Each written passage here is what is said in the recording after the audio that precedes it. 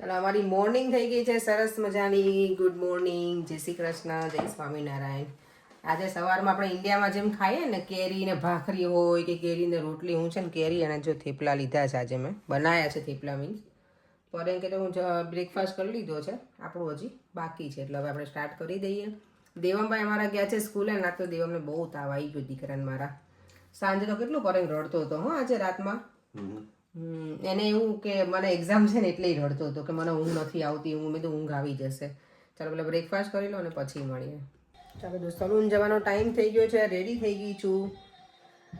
અને મને જો આજે દાજી છું ને એનું કેવું થઈ ગયું છે હવે. મને આ શું લગાવવું ને તો આ ડાઘો જાય એનું કંઈક કહેજો મને. બહુ જોરદાર માર્ક થઈ ગયું છે મને.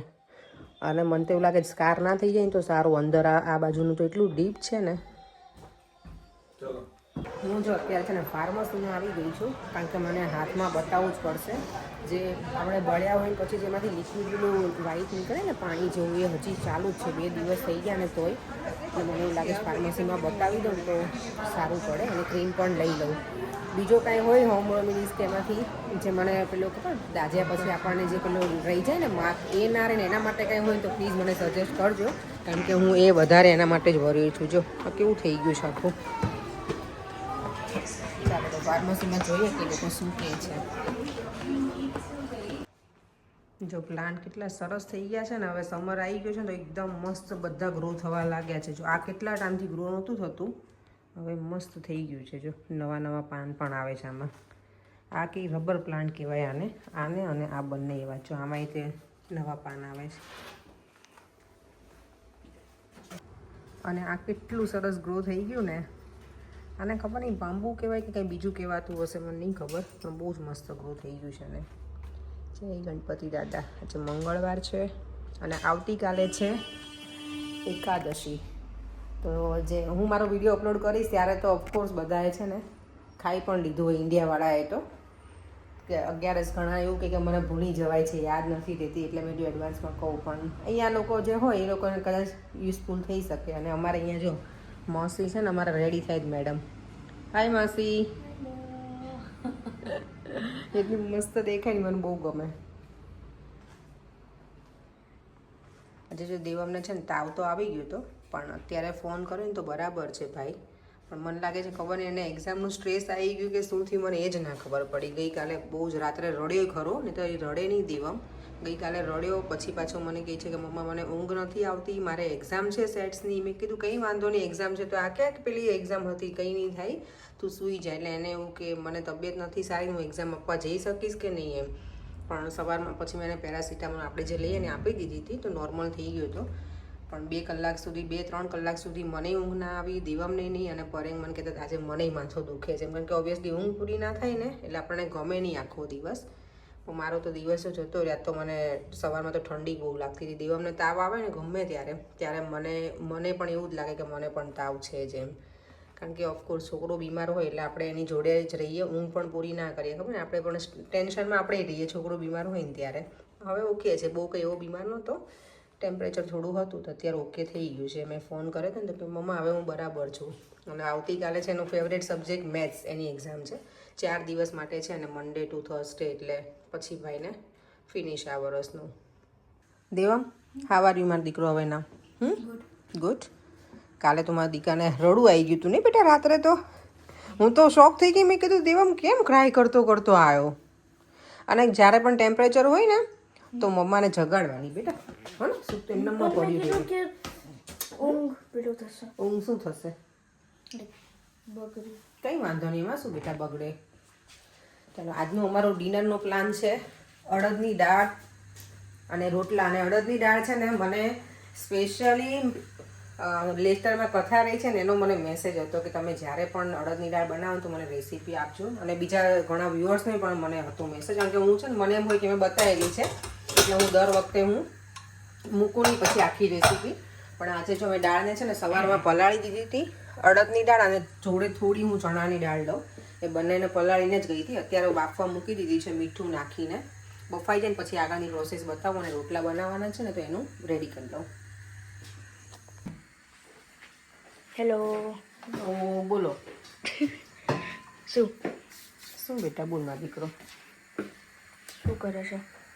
હું જો જુવાર બાજરીનો લોટ છે ને એને રોટલા બનાવવાના છે એટલે ગરમ પાણીમાં લોટ બાંધી દીધો છે. આજે હું હાથથી બનાવવાની છું, નો રોટી મેકર. આજે રોટી મેકરવાના જ બનાવતી. ક્યારેક મને હાથ નહીં, પછી ક્યારેક ના હોય ક્યાંક ગયા હોય તો થોડુંક રોટી આ હાથની પ્રેક્ટિસ તો રાખવી પડે ને.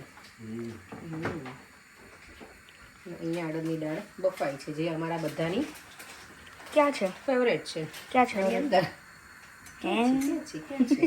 ખાલી મજાક કરું છું. મજાક કરે છે? મજાકમાં દીકરો. એના નટેલા નટેલા તને આજે ઘી ગોળા ખાવું છે? શું? ગણપતિ દાદાને ધરાય તું ઘી ગોળ ખાવું છે તને? ઓકે. મારો બધામાં ઓકે ઓકે ઓકે ઓકે. ખસ તેમાં દીકરો.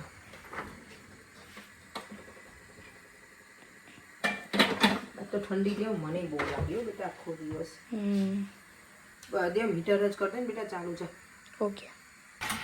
દાળ જો મેં મીઠું નાખીને બાફી લીધી હતી, પછી મેં છે ને ટોમેટો હોય ને એને ક્રશ કરીને નાખી દીધું છે. દાળનો કલર સરસ આવે.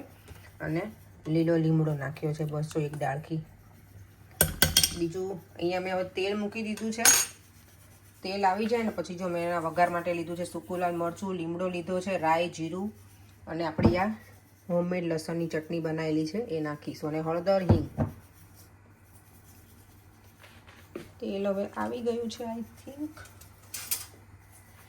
દેવમ લેન બેટા ફોન પકડ ને મારો દીકરો. ચલ જલ્દી જલ્દી, કમ ઓન ક્વિક બેટા, મારા હાથમાં ફોન છે એટલે જલ્દી.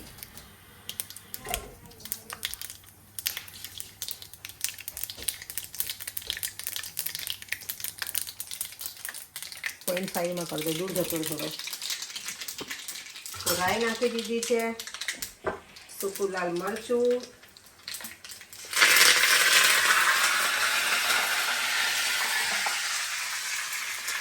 લીમડો, જીરું, હિંગ. મેં હળદર નહોતી નાખી બાફવામાં એટલે ના નાખું. કુકર છે ને આખું બહુ પેલું થઈ જાય, ઢાંકણું બધું પીળું એટલે હું પછી જ નાખું. અને આ બધું નખાઈ જાય ને પછી છેલ્લે નાખવાની લસણની ચટણી, જે મેં લસણ ખાંડીને પેલા ગ્રાઇન્ડરમાં બનાવી હતી ને એ. બસ આવી રીતે દાળ વઘાર દેવાની એટલે આપણી દાળ હવે બસ ઉકળી જાય એટલે રેડી. આમાં બીજું કશું જ નાખવાનું નથી. લીંબુ નખાય પણ મેં છે ને ટામેટાની ક્રશ કરીને નાખે છે ને ટામેટાને, એટલે પછી તમારે લીંબુની જરૂર ના પડે. અને અડદની દાળમાં ગળપણ જેવું કંઈ હોય નહીં. હવે આમાં ધાણા જીરું નાખી દઈશું ખાલી. અને જો વઘાર કેટલો સરસ થઈ ગયો. અરે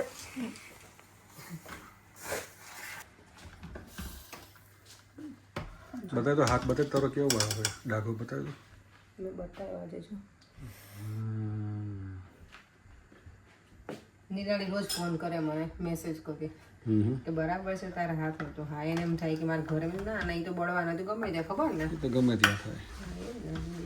દાળ એકદમ નુપુર જે ના, આ તો નોર્મલ અડદની દાળ છે. અડદની દાળ છે. પરે ને તો નુપુરની દાળ એના મોલામાં વસી ગઈ. હા કાલે મને કહેતા હતા કે નુપુરે બહુ મસ્ત દાળ બનાવી. ત્યારે મોઢામાં પાણી આવી ગયું મને. My God. પરે ને ખબર નહીં એના મેરેજના દાળ ભાત હોય ને એને બહુ જ ગમે. મને જ ના ગમે. હું છે ને મેરેજમાં દાળ ભાત જ ના ખાવ પડે. અરે એની દાળ કેટલી મસ્ત ગળી હોય. મને તો કેટલું બધું બીજું હોય. મને તો સ્વીટ જ એટલું ભાવે એટલે હું છે ને સ્વીટ ખાવ, છાશ પી લઉં. મને એમાં બહુ વધારે ઇન્ટરેસ્ટ હોય. ફરસાણ મને ગમે. પરે ને ખબર એને દાળ ભાત ગમે. હું ના ખાવ દાળ ભાત. જો હવે બધું થઈ જાય ને, બધું જો કેટલી સરસ કલર એ લાગે છે ને દાળ. તમે ટામેટાની પ્યુરી નાખો ને કલર બહુ જ સરસ દેખાય, એટલે પીળો પીળો કલર ના લાગે.